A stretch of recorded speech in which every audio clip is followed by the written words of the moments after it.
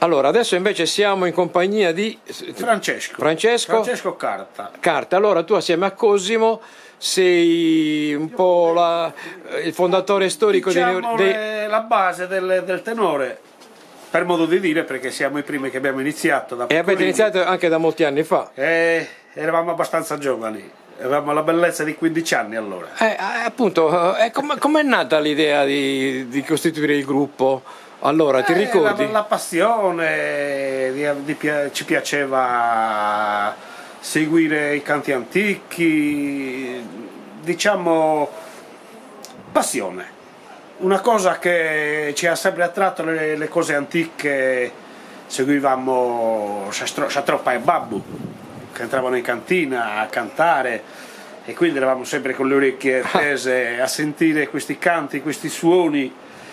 Quindi tu avevi magari dei cantanti anche in famiglia o no? No, Babbo suonava l'organetto, poi c'era tutto Sciatroppa, diciamo, che chi cantava chitarra, chi faceva il tenore, e quindi questi suoni ci hanno sempre attratto.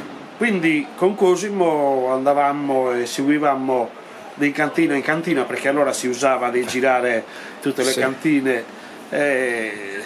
Quindi abbiamo un po' imparato e fatto tesoro di tutte queste cose, di questo ascoltare, diciamo. Poi alla fine abbiamo cambiato dei pezzi, me ne sono uscito io dal cantare, Cosimo è l'unica bandiera che ha sempre tenuto. Poi mi sono sposato, quindi ho dovuto mollare anche lì.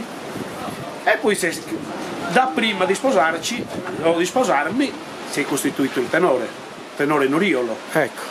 Facevamo parte di un gruppo folk, tutte queste cose, però ci siamo staccati e abbiamo proseguito per la nostra strada. E in più state recuperando adesso i giovani. Sì, si cerca di recuperare i giovani e di indirizzarli sempre in quel canto antico che si faceva da prima. Quindi grande rispetto della tradizione antica. Sì, sempre con il rispetto. Abbiamo delle tracce del 1929 del tenore Durgalescu che avevano inciso alla Edison Bell a Milano. Abbiamo le tracce di questo canto, quindi almeno noi, io e Cosimo, riusciamo a cantarlo abbastanza, diciamo che si assomiglia. Però queste tracce le avevamo da quando avevamo la bellezza rientro 15-16 anni. Aspetta. Perché noi abbiamo cantato con la mezza voce e con il solista zio Austin Rittu e zio Andrea Cadone, quindi voce e mezza voce di questo tenore Durgalescu, perché gli altri due purtroppo non c'erano più, erano morti. E i giovani come rispondono? I giovani come si stanno inserendo? Sono troppo giovani, ancora cantano con il tenore del circondario, perché ci piace cantare Orune, perché è più orecchiabile, ci piace cantare Rogosolo, ci piace cantare Bitti.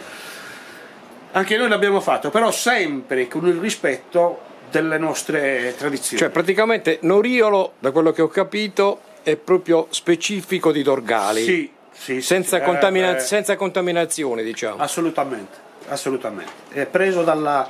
avevamo un canto nostro già in partenza, sempre preso già da Babbo, che erano una generazione più grande di noi, che hanno cantato diversamente. Però abbiamo sempre cantato seguendo la linea di quelli che avevano cantato. Ti faccio una domanda da profano io, da ignorante, ma la specificità dorgalese in che cosa consiste rispetto agli altri canti a tenore? Allora, anticamente ogni tenore aveva il suo modo di cantare. Sì.